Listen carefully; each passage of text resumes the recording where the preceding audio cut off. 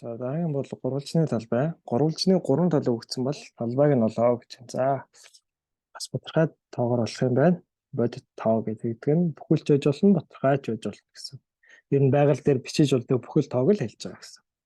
За тэгэхээр гурвалжны 3 талаар нь талбайг нь олдог арга бол за та нар мэдгүй бол Гроны томьёо гэх. Үзээрэй.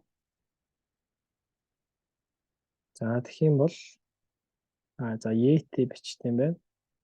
За тэгээд энэ бичлэгүүдээс хараад үзээрэй. Багш нь бол ерөнхийдөө бол шууд мэдчихэж байгаа учраас эндээс бодчихъя. За гурвалжны 3 тал талбайг нь олно. За биднэрт нэг P гэдэг тоо хэрэгтэй. За гурвалжны 3 тал нь ABC гэдэг өгдөн. За ихтэй би А дээр нэмэх нь B, нэмэх нь C-г хуваах нь 2 буюу периметрийн хагасыг нь олчихно. За тэгээд талбай бол язгуур доор P үржих нь P-гээс хасах нь А, үржих нь P-гээс хасах нь B, үржих нь P-гээс хасах нь C. За ийм томьёо байдаг. За одоо printf-ээр эвлээд үзье. Хувь, цэг, хэдэн орны наривчлалтай байх вүлээ? За 2 орны наривчлалтай учраас таад маань энэ бичлэгийг үзээрэй за. 2 F S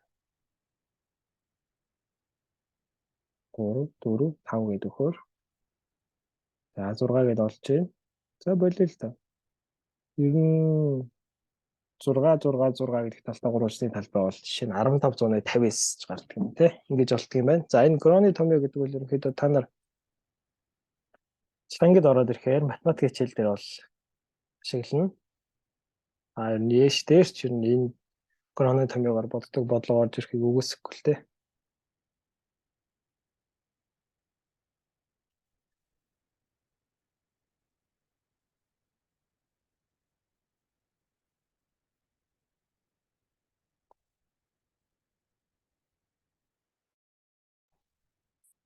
За амжилттай.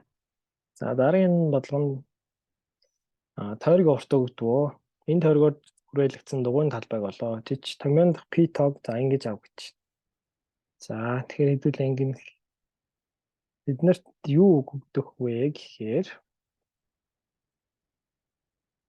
тойрог урт өгдөн тойргийн талбайг нь олох хэрэгтэй. Радиус хэрэгтэй. P тоо хэрэгтэй. P тоо бол за багш нь дахиад болоо та. P тоогоо ингэж авнаа гэж. За C-ийн гараас тойргийн урт өгдөн. За тойргийн урт нь юу байдаг вэ гэхээр 2-ыг үржих нь P, үржих нь R байдаг. Харин талбай нь болохоор P үржих нь R, үржих нь R байдаг байхгүй юу? За тэгэхээр юугаар ялгаатай вэ гэхээр бид нэр тойргийн уртаасаар эхлээд радиус олно гэсэн үг. Тэгэхээр радиус олохын тулд уртаа 2 туваа бас P туваа. За тэгэхээр радиус тэнцүү уртыг хуваах нь 2, дахиад хуваах нь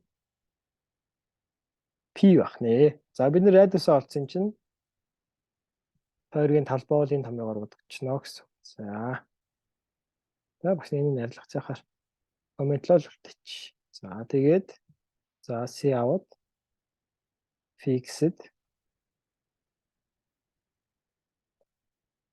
precision хэд орны наривчлалтай хэвлээ. За 4 орны наривчлалтай хэвлэнэ. S.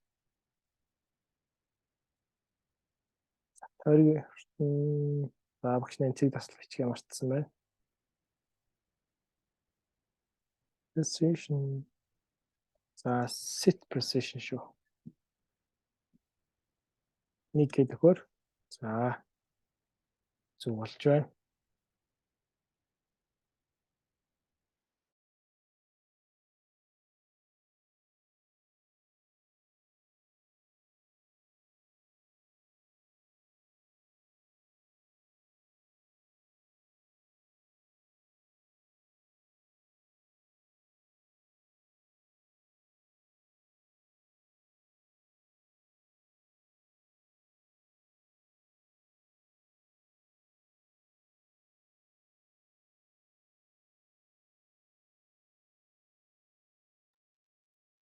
За амжилттай. За энэ үргээд энэ удаагийн мэдлэгэд тусгая.